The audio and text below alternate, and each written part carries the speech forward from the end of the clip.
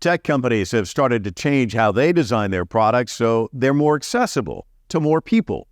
Paul Amadeus Lane is an accessibility consultant who says these changes aren't just benefiting the disabled community, they're improving the entire tech industry. Lane is a quadriplegic who uses a wheelchair.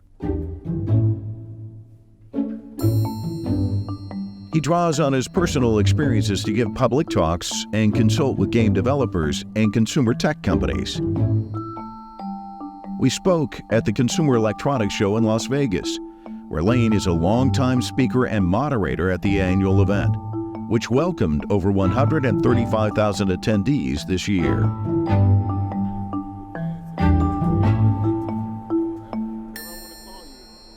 Paul, what a delight getting a chance to talk to you. Let me ask the obvious question that you're probably asked a million times over. How did you end up here in this wheelchair? Tell us your story. Well, Mike, it's an honor to be with you and chat with you. And I was in an automobile accident almost 31 years to the date. I was coming home from hanging out with some friends on the 710 freeway that you're familiar with, being in used to be a California night. And we were in a 5-car accident. I was in the second car in the accident, and that was the most severe. What happened was my neck vertebrae subluxed and caused me to be a quadriplegic from that spinal cord injury. The 3Ds, dreams, disappointments, and desire. Obviously, this would be a disappointment in your life, but the desire to do what you've done with your life, can you talk about that inner part of you that, must be immense, because I look at what you've done with your life. It's incredible. It has to have a strong sense of desire, I would imagine. I was one of those, Mike, that wouldn't take no for an answer when it comes to a lot of things. So when one said that I would be a vegetable, that I wouldn't be able to do anything, I was like, yes, I am. I'm going to show you what I'm going to be able to do. And so I looked for things that could help me to just overcome the mental issues that I was having with this new normal that I was dealing with. Because I felt kind of like I'm not able to do this, not able to do that, and it kind of weighed on me.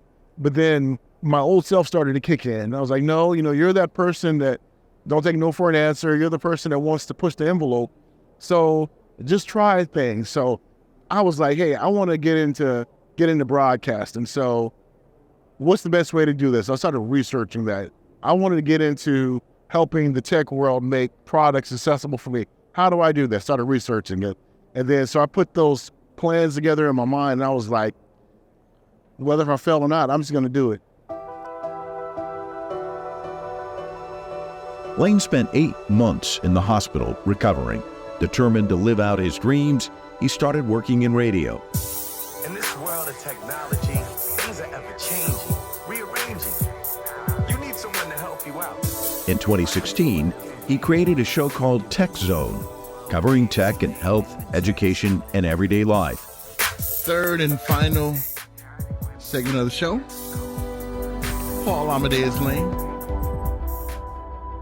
You're interviewing people about one of your passions. You love, you're a gamer, and you come up with this question that you ask, which is, what are you doing for me, right? I mean, and it's a legitimate question. There are a lot of people like yourself, and that led you on this pathway. Can you talk a little bit about that? Yeah, it was really wild. I've been covering CES since 2009, interviewing ones in a different tech world. During my interviews, I would always say, how can it help my community? And then one year I was covering E3 in Los Angeles. We were there at the Shrine Theater. PlayStation was putting on their big showcase. And they were like, we have this area for journalists who are disabled. Let us know if it's comfortable for you.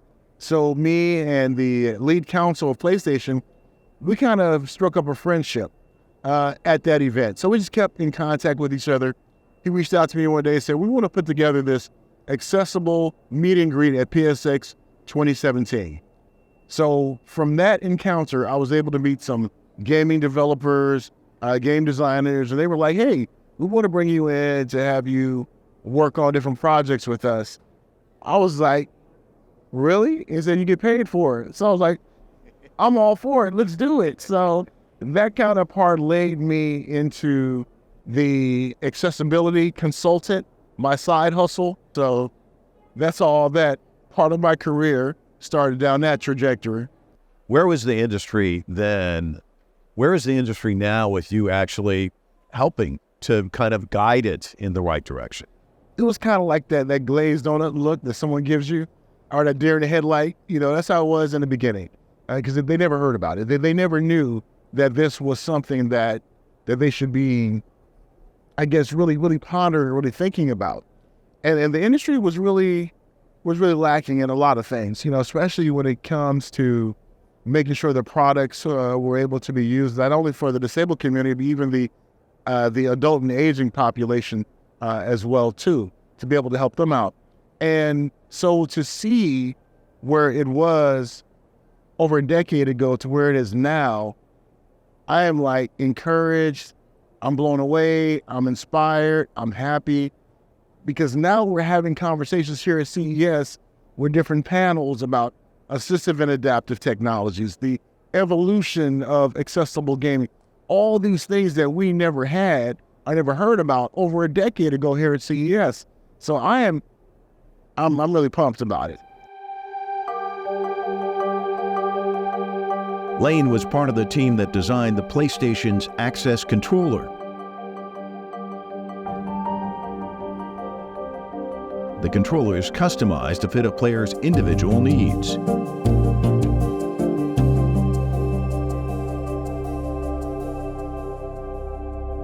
Most able-bodied people aren't thinking about. So you bring a whole nother perspective. How did that impact how people see and think about things? I mean, what kind of an influence, I mean, not to give yourself a lot of credit, but what kind of an influence do you think you've had on the industry itself? You know, I look at it as not that much, but when people tell me the impact, I have to pinch myself, because all I do is share my experience as an able-bodied person, and now as a person with disability, using my kind of experience and having a balanced approach when it comes to assistive and adaptive technologies and the things that we can implement out there. And it really is gratifying. I go into a project with, since you're an LA guy, you grew up in LA, with the Mamba mentality, like the Kobe Bryant mentality. So I'm always like, how can I give the best of my experience to make this the best possible experience for ones with disabilities, and also to help others out there who are maybe struggling with trying to find something that they can do to help take their mind off of the problems, their disability, that can help them to feel more included with certain things. Because we lose a lot of things when we're disabled. We're not able to walk, we're not able to do certain things that we were normally able to do, but to have other things that you can be able to do really does so much for you psychologically is really amazing. Let me get inside your head about something. Do you think there's an advantage for you in that you've lived in both worlds? I mean, here you are, you navigated life, then this horrible accident happened. Now you're in another category that you can actually connect with people and say, hey, look, you know, I used to do this beforehand, but now, and make them see things differently, think differently. Do you think that's a benefit in a sense that you've straddled both worlds? I think so. Because I think that allows me to have a balanced approach to things. Sometimes in our community, if all we know is life as a disabled person, that can give us a myopic view of reality and what can be done. But me being on both sides of this fence, it allowed me to see things as a person who didn't have this disability to now to a person who has this disability, to really look at it in a sense that what can we realistically do when it comes to just innovation, technology, that can be a balanced approach and something that can really not, I guess, alienate the tech industry from thinking that we're a bunch of malcontents and we're grumpy and we just want things done. But I think about that accident, and I think about you as a journalist without the accident. That question that you asked of all these executives, it might not be something that you would have thought of otherwise. No, not at all. You know, the funny thing about me, when I got into broadcasting, I would make fun of my disability. I never embraced it. You know, I would say, "Oh, I'm the guy in the wheelchair. Come see me." You know, so this guy kind of like a carnival barker. You know, but then as I started to realize the position I was in to make change with ones that I interview, I started to see I'm in a position that other people are not in. So I need to use my voice in this platform to help get into the ear of those who are decision makers so that they can really think about our community and put a face to it. Say, not only is Paul in his journalism and in broadcasting, but he's also a disabled person. So he can let us know what he needs to make things more easier and more accessible for him. CES showcased some of the latest in adaptive technology for people with disabilities. A mouth pad developed by Augmental allows hands-free tongue control of a computer, smartphone, or tablet. For the visually impaired, Lumen unveiled glasses that use self-driving car technology. And brain-computer interfaces are opening up the possibilities for paralyzed individuals.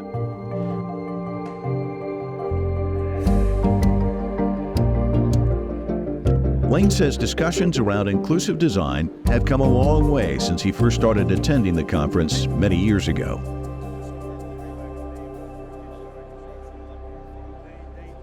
You're going to be moderating events here. A decade ago, was that going on? I mean, just the fact that you're not just consulting, but actually driving a conversation. As you said, CES, this is one of the biggest trade shows there is. Suddenly, you've got this platform and people are listening. I mean, that's got to be a huge change too, right? Just a few years ago, we didn't have panels like this. And I approached them about it. I was like, hey, you know, would it be nice to have a panel where we really just, you know, talk about all the assistive and adaptive technologies that are out there? And then to see where we're at now, it's awesome. The first time that we even thought about doing something like this, I think there was some resistance. They didn't know the impact that this can have on the tech world. But during COVID, something dynamic happened when we saw what the gaming industry was able to do with different accessibility features, what different tech companies like Google and other companies were able to do with assistive and adaptive technologies. That really, they saw that this is something that we have to magnify, that we have to talk about, because it's so impactful. One thing that I've noticed about this whole industry and this assistive and adaptive technology game is this. It helps us, my community, to use certain things. But something interesting happens. Everybody else starts to use it too. How many people now use Alexa to turn on their environmentals? How many people use Alexa to turn their TV, or Google to turn their TV? So if it fits us, it fits for all, and it makes it easy for everyone. How's it changed your life? I mean, what was it like before, and now? How's the industry changed to evolve to make it better for you and for others? The fact that they're listening to us, that makes it better for us. Before, you would say something and okay, you know, we'll see what we can do. But now it's like, okay, let's work on it together. Let's do it. So it's really amazing just to see how ones are embracing this now, this assistive, adaptive, inclusive world that not only helps my community, but also helps others, because eventually everyone is going to age into a disability. So when we get ones that think about that, like, hey, you're going to be where I'm at one day. So wouldn't you like things to be more accessible for you, to give you the greater independence that you want to be as independent as you can? That gets them to think like, yeah, I really want to be independent. I want to be able to be as independent as possible. Do you get a chance to go out and check stuff out, and what's on your list to see? Never. I'm always That was a quick answer. Yeah, I don't get a chance to see a lot of things, but this time I'm making sure that I make some time. I really want to see what they're doing when it comes to digital health. To me, digital health is that one area where it can help so many people. When COVID happened, we were able to do virtual doctor visits. I want to see where we're at now with virtual care now, where you can put on wearables, you can put on different things where they can monitor your health. I want to see what they're doing when it comes to digital health. And also AI. To me, AI is the great equalizer when it comes to the disabled community and life in general. It will help just not have these different classes of people, individuals.